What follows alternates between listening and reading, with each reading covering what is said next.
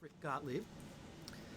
Here in my lair below my house, I know it's been quite a while since I've sent anything out in the way of a video, but I thought I would, given the circumstances that we all are facing these days, both give a lesson on DADGAD guitar, as well as give you a new piece of music that I feel ready to present to the rest of you. Now, many people are interested, I suppose, in how I go about playing in DADGAD. And it's really, in some ways, I suppose, part of it is a philosophical question, which is, why play in DADGAD? There is standard tuning, after all. There are many other tunings as well. Why DADGAD? Why do I do it that way? And the answer to it is twofold. Number one, dating back to 1993, I started developing, in years prior to that, I played in fingerstyle guitar in standard tuning like everybody else did. But I quickly found that I was starting to develop tendinitis in my left hand and also cramping in my right because of the very complex chord shapes that one have to create in caged. That is the CAGED system. By that same token, at that same time, by sheer happenstance, one of my friends brought to my attention this really great piece, this really great CD, written by this unknown artist by the name of David Wilcox. Who's David Wilcox? Anyway, I digress. And I loved the music. I sat down and listened to the entire CD at his house and said, "This is great. This is really, really good. I'm going to decompose it. I'm going to deconstruct this," because that's what I was taught in music school, how to deconstruct it. So I was able to very quickly figure out the chord progressions that he was using, figure out the keys that he was playing in. And then I discovered that playing it in standard tuning sounded absolutely awful. And it was at that point I finally realized that I would have to accommodate myself, my guitar instrument, to the music that was being played. And first I tried Open G, which worked somewhat, but I didn't particularly care for Open G. I tried Open D, and that was okay, but it didn't match because, as I would later learn, it doesn't work very well when you're playing in keys other than the key of D major. Then I hit DADGAD, and suddenly, literally, everything clicked. Now, the big thing about DADGAD, that, first of all, what is DADGAD representing? It's actually D-A-D-G-A-D. Now, there are lots of people that show you all this sort of thing, but, you tune it down, and you just tune it the way you normally do with, like that, instead of down here, But one of the nice things about DADGAD is because of the fact that you have three different octaves of D, what you really need to do is to choose a particular string. I happen to like this D string, and I tune the octaves against that. The A's, they're also octaves. They're easier to tune. Now, this is the important part. There are natural harmonics at the 12th fret. And you can actually hear the resonance between the two and hear the wave flutter, if you will, so that you can approach a more perfectly tuned guitar or instrument in DADGAD. Same thing applies here. Or more appropriate. So on the 5th fret for the low string and the 12th fret for the high string. You can see that. And then the G, I would, you can always use the normal fretted note for G because it is the same. But bear in mind that the big difference between standard tuning and DADGAD is just merely the tuning down of both the lowest string, the highest string, and the second highest string down, a whole step from E down to D, from B down to A, and then E down to D. Now, of course, the chord shapes that you produce, this won't.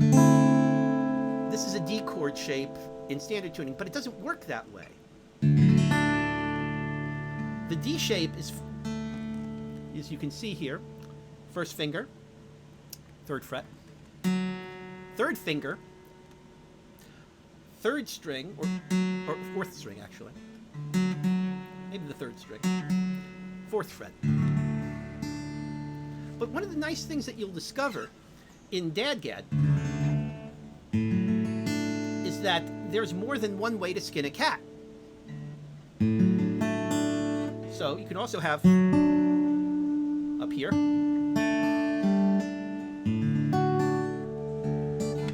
so there are many ways to approach a chord, but the simplest D chord, of course, is right here. The A chord, you could just do it with one finger if you really wanted to. With two fingers if you feel like it.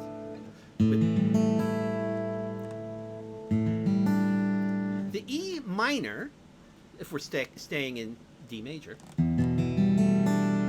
which is actually E minor 7th chord, if you really want to get technical about it, which is you basically, on the second fret, the low three strings. A D with an F sharp bass, instead of having the over here, you bring it up, and then G,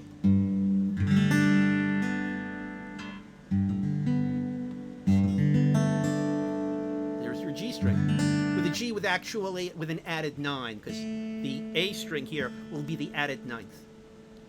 C, which actually comes out to sounding like a C added 9, would be different. It sounds like a C dominant 7th, but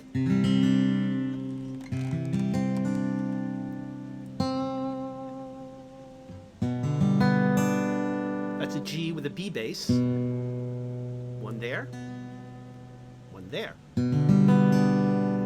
A minor. 2 fingers I'm using, I swear.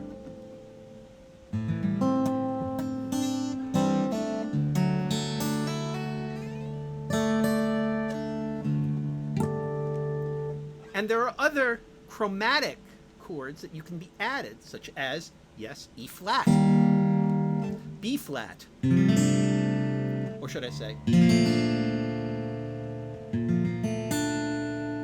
F sharp minor, G major 7th,